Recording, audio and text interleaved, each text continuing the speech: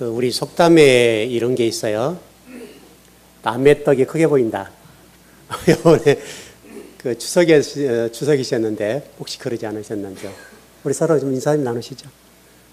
추석 잘 지내셨습니까? 네.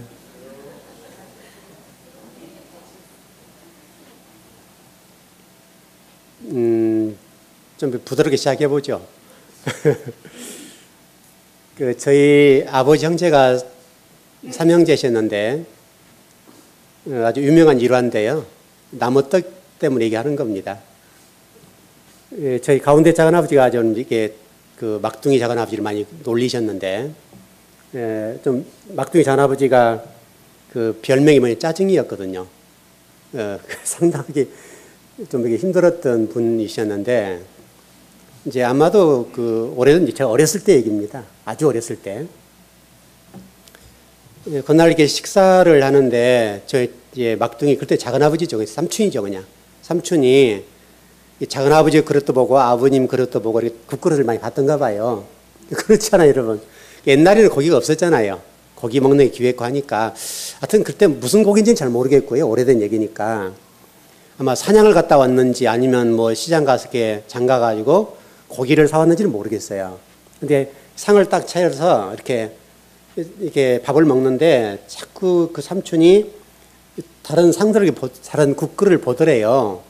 그래서 이제 우리 작은아버지가 어떻게 돌렸는가 하면, 야, 네 그릇에 고기가 없냐? 그렇게 물었다는 거예요.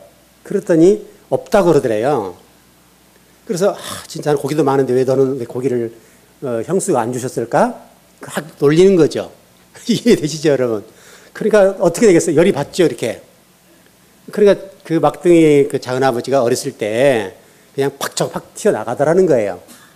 재밌는 일화죠. 그게 무슨 얘기냐면, 똑같잖아요. 고기가 없는 상황은 똑같은데, 남의 그릇을 보니까 뭔가 있는 것처럼 느끼는 것이 우리 사람이에요. 그래서, 그게 전해온 저희 가정의 얘기입니다. 여러분, 제가 아침에 조금 전에 기도할 때 그런 기도를 드렸는데, 여러분, 감추인 보화 비유 아시죠? 잘 생각해 봐요. 어떤 보화 비유는 천국에 관한 비유임에도 불구하고 많은 것을 시사해요. 자, 이 비유이지만 밭을 가지고 있는 사람이 그걸 못 봤지요. 못 봤기 때문에 어떤 사람을 본 사람에게 그 밭을 조금 더 비싸게 줬겠죠. 팔았단 말이죠. 그러니까 그 땅을 산 사람은 그 땅에 보화가 감춰 있는 것을 알았어요. 그러니까 많은 돈을 더 지불하더라도 샀단 말이에요. 이와 같아요. 우리가 인간으로서 세상을 살아가면서 여기 내가 살고 있는 내 환경과 내 주어진 여건, 이것이 중요하다는 것을 몰라요. 여러분, 지금 이제 수능이 다가오는데 똑같은 얘기입니다.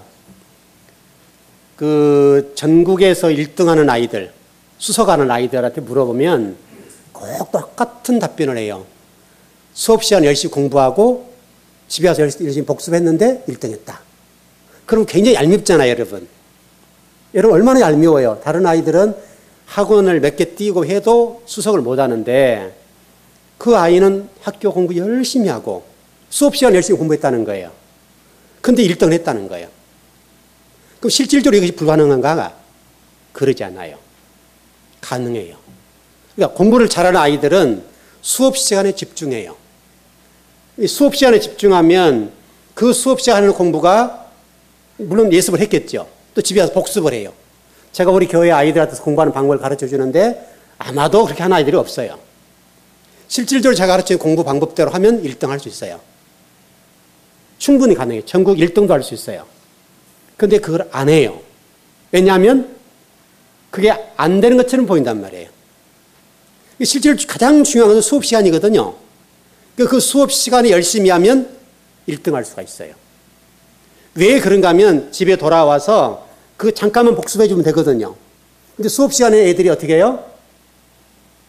다 자요, 여러분. 왜냐면 학원가에서 열심히 뛰다 보니까 학교 선생님은 하찮게 보이고, 그래서 수업 시간에 잠을 자요. 학원 가서 열심히 공부해요. 학원 가서 아무리 열심히 공부해도 수업 시간에 잠을 자면 안 돼요. 왜? 내신이 안 나와요. 그 시험 문제를 내는 출제자는 학교 교사예요. 학교 교사를 무시하고 학원 강사를 우대하는 이 문화는 우리나라에 아주 안 좋은 거예요. 이게 상당히 많은 것들이 시사해요. 아까 땅에 밭에 감춘 보아 얘기가 똑같아요. 나무 떡이 크게 보이는 것과 똑같은 얘기라고요. 자, 예수님께 계실 때 똑같은 상황이에요. 우리 지난 주일날 말씀을 이어서 연결해 전해드리겠는데, 여러분 예수님 당시에 지금부터 2000년 전 얘기입니다만은 많은 제자들이 예수님을 따라요. 그 실질적으로 성경에 보면 요한복음 말씀 보면 예수님께서 제자들의 공부를 가르쳐요. 말씀을 가르친다고요. 근데 놀랍게도 성경은 그 가운데 어떤 사람은 예수님 곁에 남고 어떤 사람은 예수님을 떠나요. 여러분 이상하잖아요. 예수님이 근본이시고 지혜의 근원이시고 지식의 근원이시잖아요. 그분이 아버지잖아요. 그 모든 것의 주체자시고 주인이시고 근본이시고 근원이세요. 그분이 오셔서 말씀을 가르쳤다고요. 그런데 놀라운 반응은 그 가운데 어떤 사람은 예수님 곁에 남아서 제자가 됐어요. 근데 어떤 사람은 예수님 곁을 떠났어요. 여러분 왜 그럴까요? 그럼 예수님이 잘못 가르쳤을까요? 제가 잘못 가르치면 이해가 되죠. 그러나 예수님은 근원이시기 때문에 그분이 잘못 가르칠 일은 없다고요. 얼마나 복음을 정확하게 핵심적으로 잘 알아듣게 잘 가르쳤겠어요. 그럼에도 불구하고 똑같은 공부를 했음에도 불구하고 어떤 사람은 예수님의 제자가 되고 어떤 사람은 예수님 곁을 떠나서 제자가 못 됐어요. 결국은 예수님의 문제가 아니죠. 그 말씀을 듣는 사람들의 자세의 문제였어요. 그러니까 어떤 자세와 어떤 가치관, 어떤 사고와 어떤 생각으로 예수님 곁에 머물렀는가, 여기에 따라서 극과 극으로 갈려요. 극과 극이에요. 그러니까 예수님 곁에 남아서 말씀을 집중하고 예수님의 제자가 됐던 사람들은 12사도가 돼요. 똑같이 12사도가 될 수 있는 기회가 주어졌음에도 불구하고 어떤 사람은 예수님 곁을 떠나서 사도가 못 됐어요. 이 메시지가 얼마나 중요한지 몰라요. 마치 밭에 감춰진 보아 얘기와 똑같고 남의 떡이 커 보인 것과 똑같은 거예요. 우리나라 사람들의 어떤 문화의 특징 가운데 한 부분이 뭐냐면 바로 그 부분이에요. 내가 속한 이곳이 굉장히 중요하다는 것을 놓쳐요. 밖을 본단 말이에요. 밖의 중심을 보기 때문에 우리가 인생이 꼬여요.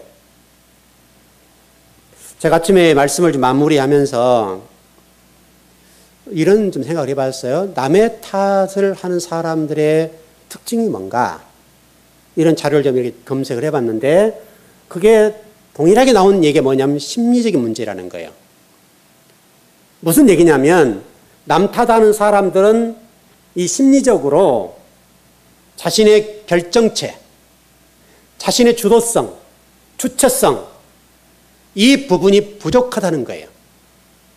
그래서 남 탓을 한다는 거예요. 여러분 지금 우리 정치도 똑같잖아요. 지금 정치가 지금 상당히 소용돌이 치고 있고 그러는데 계속 우리나라 계속 이어진 게 뭐예요? 네가 잘못해서. 여러분 그렇잖아요. 미래지향적으로 생각하고 끌고 나가줘야 되겠는데 지금 정권도 똑같이 과거 정권을 물고 늘어진단 말이에요. 이건 우리 국민성에 있어서 반드시 개선돼야 될 문제예요. 미래지향적으로 못 가는 거예요. 그러니까 내가 부족한 부분을 인정하고 국민들의 동의를 구하고 힘을 합쳐서 어떻게 나갈 것인가를 관해서 생각하고 이게 힘을 모아줘야 되겠는데 그게 안 돼요. 이건 우리 국민들께서 반드시 극복해야 될 문제예요. 마찬가지로 예수님 곁에서 말씀을 배웠던 사람들도 똑같은 얘기예요. 그러니까 제가 전번에 요한복음 말씀을 통해서 16장의 말씀을 통해 이런 말씀 전했잖아요. 의라고 하는 게 뭐냐라고 하는 걸 전했어요. 이 문제예요. 다시 설명하면 예수님 곁에 남았던 사람들은 자신의 생각을 버렸어야 돼요. 버리고 예수님 말씀을 들으니까 남게 되는 거예요. 그러나 예수님 곁에 떠났던 사람들은 자기가 생각하는 대로 모든 걸 들었어요. 그러니까 예수님 말씀에 안 맞는 거예요. 그래서 떠났어요. 결국 이 문제가 신앙생활하는 데 있어서는 너무너무 중요해요. 아마 여러분 창세기 1장 1절부터 계속 그 얘기를 해드리고 있는데 그만큼 중요한 거예요. 우리 신앙생활하는 데 있어서 핵심적인 거예요. 근데 우리가 이것을 인정하지 않으려고 그래요. 하나님께서는 창세기 1장 1절부터서 태초한 남친을 창조하셨다는 이 말씀 속에다가 그걸 집어넣어놨어요. 집어넣어놓고 너희의 생각이 바뀌지 않는 한 바로 태초라는 이 단어 속에다가 그걸 집어넣었다고 말씀드렸잖아요. 그러니까 그 말씀 속에다가 네 생각이 표현하지 않으면 너는 절대 성전 못 돼. 다시 설명하면 너는 하나님의 자녀가 못 돼. 이렇게 됐단 말이에요. 근데 우리는 그 말씀을 놓쳐요. 왜냐하면 하나님께서 저와 여러분을 구속하는 구속사의 문제잖아요. 이 성경 전체는 구속사를 쫙 끌고 나가요. 물론 언약적인 부분도 있지만 구속사예요, 결국은. 하나님의 관심은 저와 여러분이란 말이에요. 여러분과 저를 통해서 하나님은 하나님의 백성을 삼으시는 데 목적을 뒀어요. 근데 우리는 그걸 놓친단 말이에요. 이게 굉장히 중요한 문제예요. 여러분 그 요한복음 1장 41절 말씀 보게 되면 이런 부분이 말씀하고 있는데 이 내용 가운데 뭐라고 얘기하면 내가 그리스도를 만났다고 얘기해요. 여러분 이 부분이 얼마나 중요한지 몰라요. 지금 여러분도 똑같은 말씀을 듣고 있는데 예수님이 그리스도다라고 하는 이 진리를 발견한 것은 대단히 중요한 문제예요. 자, 여러분 사도 바울의 얘기를 누차 말씀을 드렸습니다만은 사도 바울의 신학이 위대한 게 뭐냐면 다른 사도가 보지 못했던 신학을 봤어요. 다른 사도들은 그 얘기를 못해요. 왜냐하면 물론 더 초보적인 문제가 있었을 것이고 시기적인 문제가 있었을 거예요. 그러나 바울의 유대성은 바로 예수님이 그리스도라는 사실을 깨달았어요. 창세기를 통해서 사도 바울이 그걸 봤어요. 그리고 바울 서신이라 그걸 심어놨어요. 지금 신학에 있어서 이 바울 신학이 그래서 유대한 거예요. 이 신학이 없으면 이 예수님이 그리스도라고 하는 이 신학이 잘 안 돼요. 여러분 저도 신대원 공부도 해봤고 그 이후로도 여러 가지 신학을 공부를 해봤는데요. 또 수많은 책을 읽어보고 그런 신학적인 서적을 봤어요. 현재 우리 한국의 신학 가운데도 특별히 장신대 정말 장자교단이라고 하는 우리 통합 측의 장신대 안에서도 예수님이 그리스도다라고 하는 것들이 굉장히 어색해요. 낯설어요, 여러분. 이게 잘 안 가르쳐요. 이게 얼마나 중요한 것인데 예수님이 그리스도다라고 하는 이 문제가 잘 안 전해진단 말이에요. 그러나 이것은 너무너무 중요한 거예요. 성경은 바로 이 부분을 말씀하고 있어요. 마가복음 1장 1절 말씀 보게 되면 이렇게 시작돼요. 하나님의 아들 예수 그리스도의 복음의 시작이라. 여러분 마가는 봤지요? 마가는 마가복음에서 하나님의 아들 예수 그리스도의 복음의 시작이다 라고 지금 설명했어요. 이게 얼마나 중요한지 몰라요. 여러분 요한복음 말씀 보면 최초의 제자가 여러분 안드레라는 말씀 드렸죠. 안드레가 예수를 만났어요. 그리고 그분이 복음을 깨달았어요. 그런데 42절 말씀 보면 이렇게 되어 있어요. 데리고 예수께로 오니 예수께서 보시고 이르시되 내가 요한의 아들 시몬이니 장차 게바라 하리라 하시니라. 게바는 번역하면 베드로라. 그러니까 안드레가 예수님을 모시고 베드로를 소개하는 장면이에요. 그럼 실질적으로 지금 안드레가 첫 번째 제자고 복음을 깨달았던 사람인데 두 번째 제자는 베드로라는 한 사실을 우리 성경을 통해서 알 수가 있어요. 그런데 예수님께서 이상한 행동을 하세요. 안드레를 만났을 때는 그런 행동을 하지 아니하시는데 베드로를 만났을 때는 예수님께서 베드로의 이름을 바꿔줘요.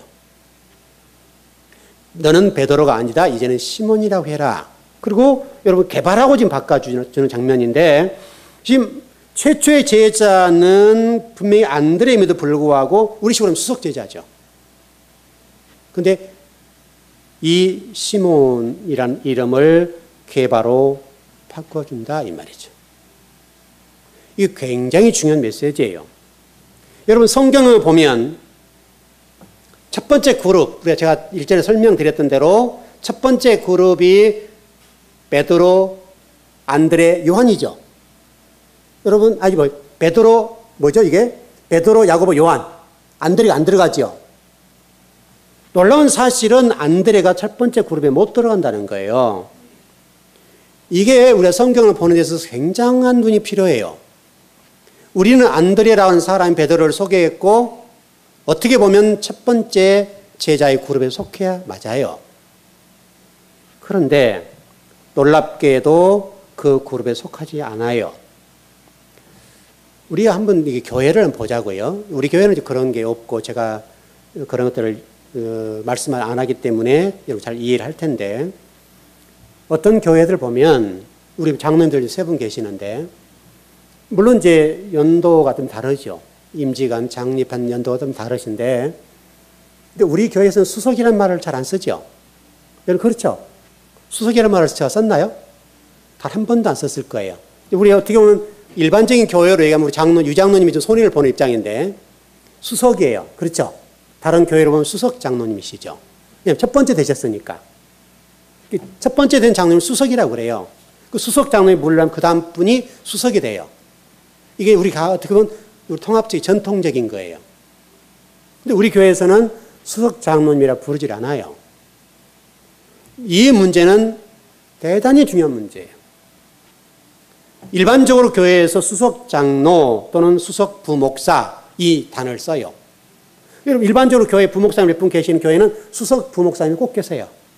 그래서 수석 부목사님이 그 부목사님들을 다스리고 전체적으로 컨트롤해 나가요. 그래서 담임 목사님 말씀하신 모든 내용을 수석 목사님한테 통해서 전달돼요. 그럼 수석 부목사님이 그 밑에 있는 부목사님들에게 모든 것을 명령해요. 이런 체제예요.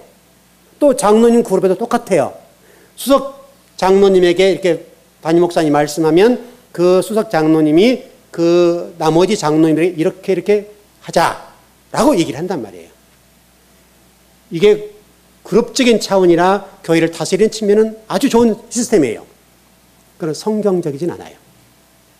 그래서 우리 교회에서는 그걸 잘 쓰지 않는 문제인데 성경에서도 그걸 안 쓰고 있단 말이에요.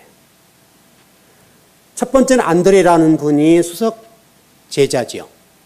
근데 예수님이 일단 그것을 박탈하셨어요. 안 쓰셨어요. 베드로를 첫 번째 올려놨다고요. 물론 이 문제는 굉장히 중요한 문제고 직분에 관한 예수님의 접근 방식이 우리가 다르다는 사실을 설명하고 있고 이것을 이 시대에 살아가는 우리들이 잘 봐야 된다라고 하는 걸 볼 수 있어요. 또 하나 문제는 예수님의 눈이에요. 예수님께서 보신 눈은 이미 베드로에 관해서 철저한 조사를 마쳤다는 거예요. 그냥 베드로를 게바라라고 부르지 아니하시고 이미 안드레를 통해서 수없는 정보를 받았다는 거예요. 예수님께서 딱 그 얘기를 듣는 순간에 이놈은 나의 첫 번째 제자가 되겠구나. 이걸 딱 아셨다는 거예요. 그래서 여러분 예수님께서 베드로를 만남과 동시에 뭐라고 얘기하는가 하면 내가 요한의 아들 시몬이구나 이렇게 설명한다고요. 그러면 이 하나의 메시지를 통해서 이미 안드레를 통해서 베드로에 관한 정보를 예수님께서 충분하게 받았다는 거예요. 이게 굉장히 중요해요. 그 가운데 제가 지난주에도 설명을 좀 드렸습니다마는 안드레를 통해 베드로가 어떤 사람인가를 주목하셨는데 이 문제가 주목했어요. 베드로라는 이름 자체가 여러분 뜻이 뭔지 아시죠? 좀 거칠게 표현하면 돌대가리라고 해요. 이게 나쁜 표현인데 예수님은 이것을 굉장히 좋은 표현으로 받아들이셨어요. 왜 그런가 하면 이 돌대가리라는 말이 우리 표현은 나쁜 얘기지만 예수님이 사용하실 때는 좋은 의미로 쓰셨다고요. 무슨 얘기냐면 이 돌대가리에게 바른 진리만 전해줘버리면 그걸 예수를 만나버리면 이 사람은 절대 변하지 않을 사람이라는 거예요. 여기에 예수님이 주목하셨어요. 다시 설명하면 진리가 들어가면 어떤 일이 있다 하더라도 지워지지 않고 특수 돌대가리라 이 말이죠. 물론 그 후에 베드로가 예수님을 부인하는 장면이 나옵니다만은 그러나 전체적으로 봤을 때는 이 말이 맞았다고요. 이게 여러분 우리 인생을 사는 데서 대단히 중요해요. 어떤 일이 하나 딱 들어오면 있잖아요. 그렇죠? 어떤 일이 딱 느껴지면 그걸 하나 붙잡고 끝까지 가는 거. 굉장히 중요해요. 우리 요즘 현대인들이 이렇게 움직이는 게 쉽잖아요. 흔들린단 말이에요. 자꾸. 축이 흔들리면 안 돼요. 베드로는 그런 측면에 있어서 유능한 사람이었어요. 하나에 집중하는 사람. 그러니까 베드로에게 복음을 제대로만 가르쳐 주면 하나님 나라의 주역이 되고 제목이 될 것을 우리 주님이 보신 거예요. 정말로 이 문제는 굉장히 중요한 거예요. 여러분 요한복음 1장 43절의 말씀을 보시면 굉장히 중요한 단어가 등장하는데 한번 보시자고요. 요한복음 1장 43절입니다.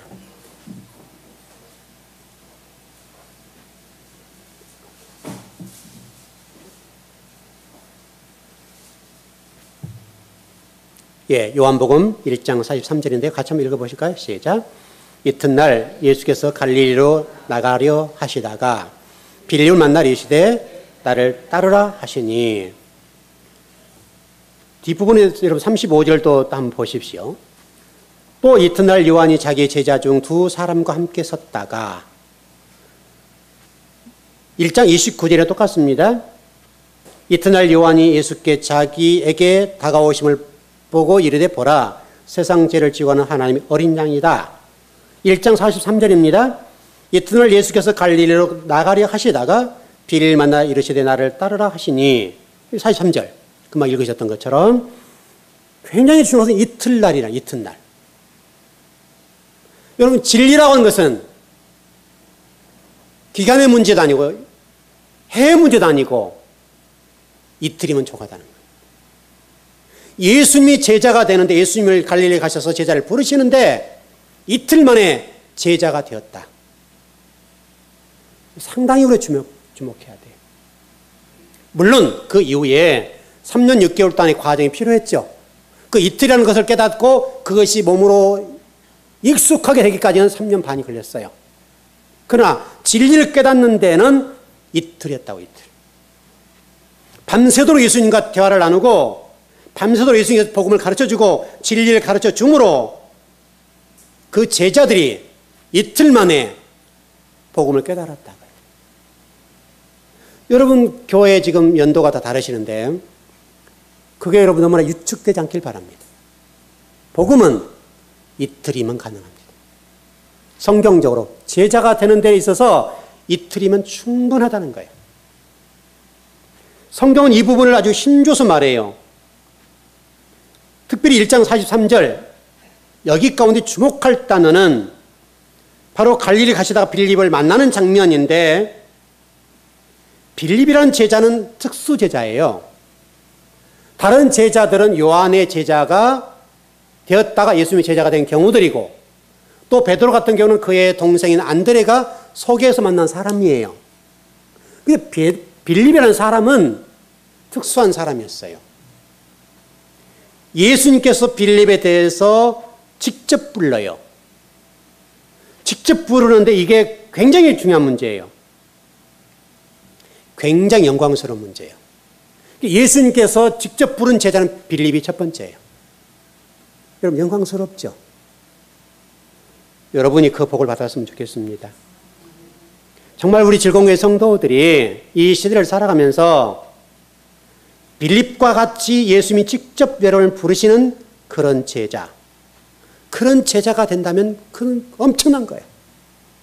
여러분 그 내용들 쭉 뒤로 보면 그런 얘기가 나오는데, 예를 들어서 이렇게 좀 변형을 시켜보죠. 나사렛에서 선한 것이 날 수 있겠는가? 무슨 선한 것이 날 수 있겠는가? 이런 장면이 등장하잖아요. 그럼 수유동에서 무슨 선한 것이 나겠는가? 했을 때에 여러분이 그 주인공이 되시라고요. 우리가 주목한 것은 여기에 머무르지 않을 수가 있어요. 그런데 여러분 요한복음 1장 44절에서 45절 말씀을 한번 봐보세요. 자, 읽어드리겠습니다. 빌립은 안드레와 베드로와 한 동네 베세다 사람이라. 빌립이 나다나엘을 찾아 이르되 모세가 율법을 기록하였고 여러 선지자가 기록한 그 일을 우리가 만났으니 요셉의 아들 나사렛 예수니라. 여러분 굉장히 주목할 단어예요. 지금 빌립이 나다나엘을 찾아가서 만나는 장면이에요. 근데 빌립은 예수를 직접 만나 예수님의 제자가 되었는데 영광스러운 문제인데 중요한 것은 예수님이 직접 찾았다는 것이고 그 전부터서 이 빌립은 구약 성경에 관해서 능통한 자였다는 거예요. 예수님을 모름에도 불구하고 이미 성경 뭐라고 그래? 모세 율법에 기록하였고 또 여러 선지자에 기록한 그 분을 우리가 만났다 했을 때 그것을 설명하고 있는 걸 보면 빌립은 예수님의 제자가 되기 이전부터서 진리 말씀을 깨닫고 있었다.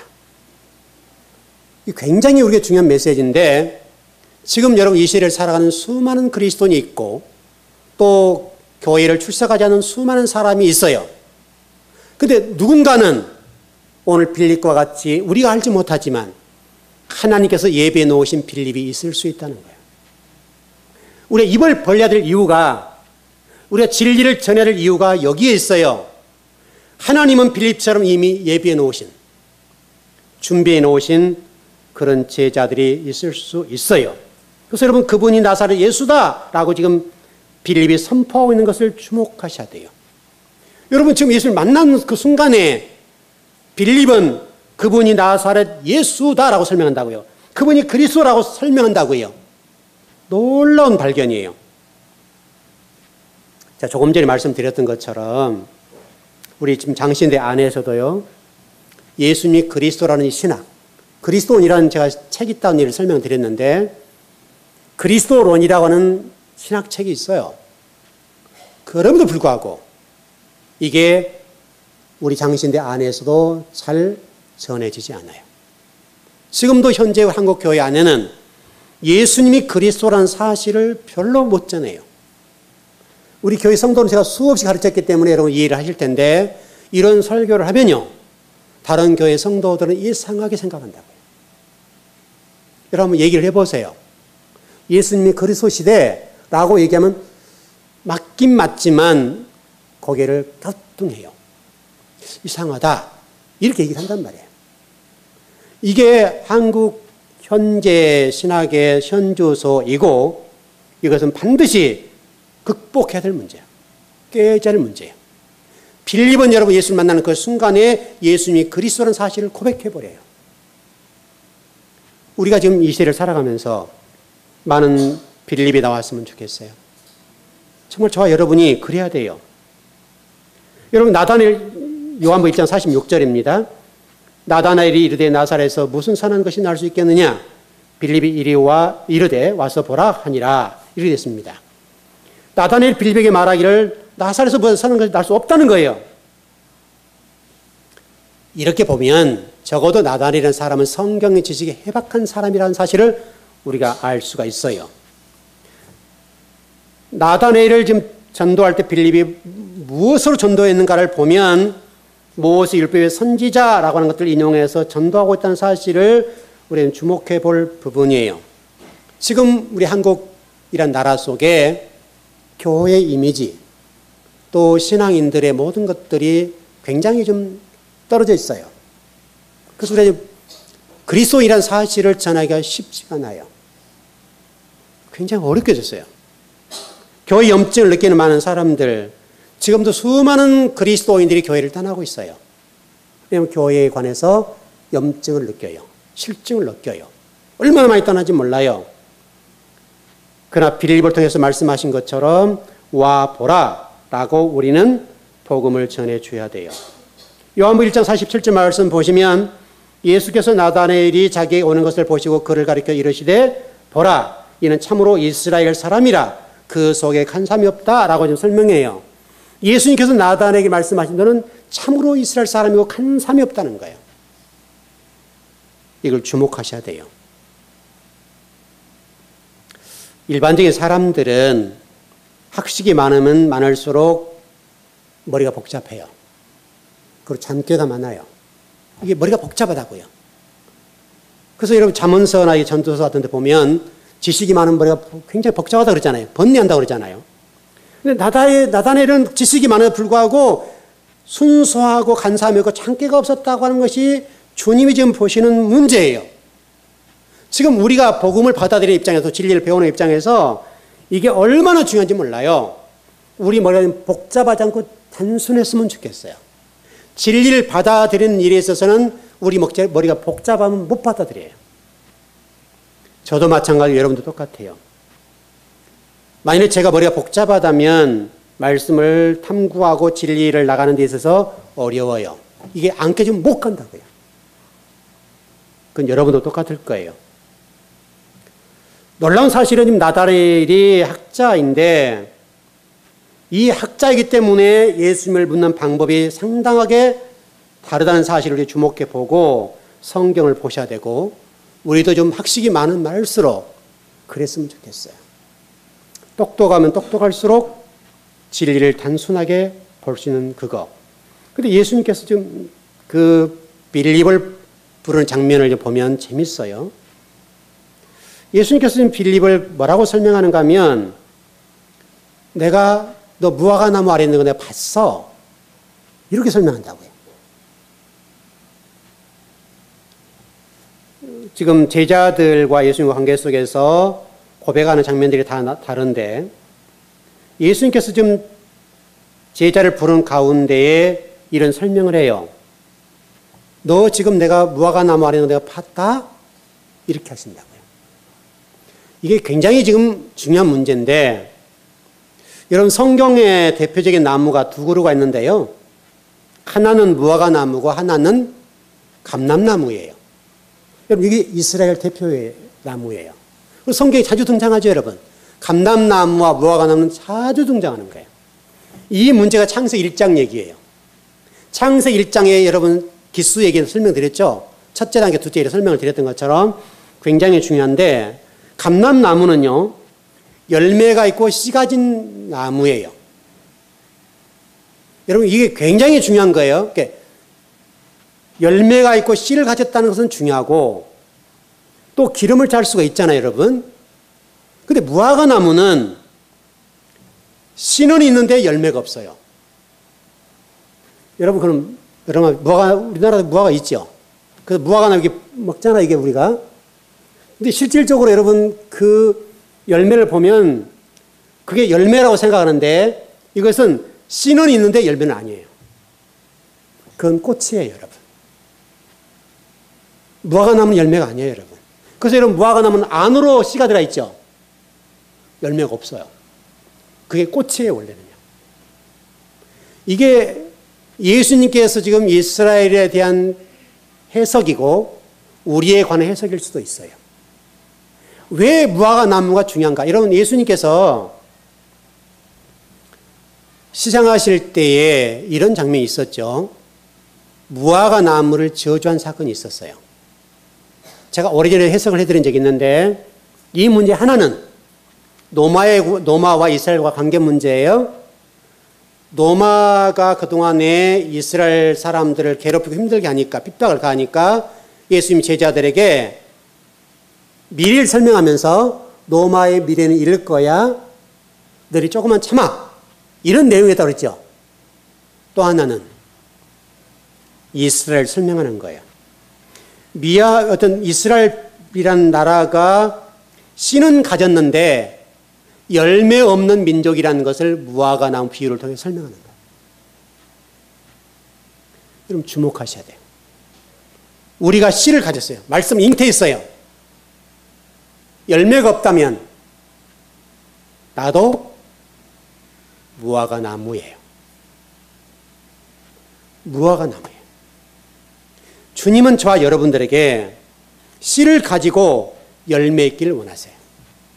그래서 두 나무를 비교하는 거예요. 감람나무는 씨도 가졌고 열매도 있어요. 여기로 가야 돼요. 무화과 나무는 씨는 있는데 열매가 없어요. 여러분 이스라엘 백성들이 여러분 그렇죠? 출애굽기 19장의 말씀을 통해서 말씀하셨어요. 너희는 제사장 나라야. 근데 제사장 나라는 칭호는 받았어요. 선민이라는 칭호는 받았어요. 그러나 열매는 없어요. 선민에 머물렀어요. 여러분 에베소 교도 똑같죠 여러분. 예루살렘 교도 똑같죠 여러분. 똑같다고요. 현대 교도 똑같아요. 현대 교회도 씨는 가졌어요. 진리는 가졌어요. 그러나 열매가 없어요. 이 문제가 우리 문제예요. 우리 교회도 진리를 가졌다고 볼 수 있어요. 그러나 열매가 없어요. 무화과 나무는 씨는 가졌는데 열매를 맺지 못했는데 그것은 꽃이 태화해서 이렇게 열매로 가지고 있는 거예요. 그래서 이게 꽃인데 이렇게 됐다고요. 우리가 지금 그와 똑같을 수가 있어요. 그럼 정리를 해보겠습니다.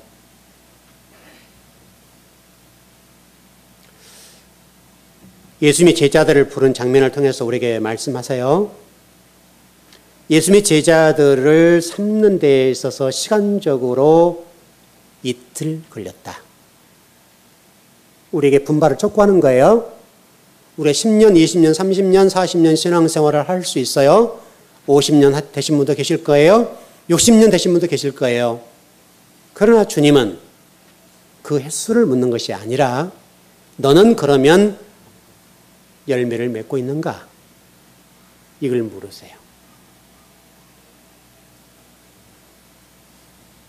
우리가 연도가 된 것은 굉장히 귀한 일이에요. 감사한 일이에요.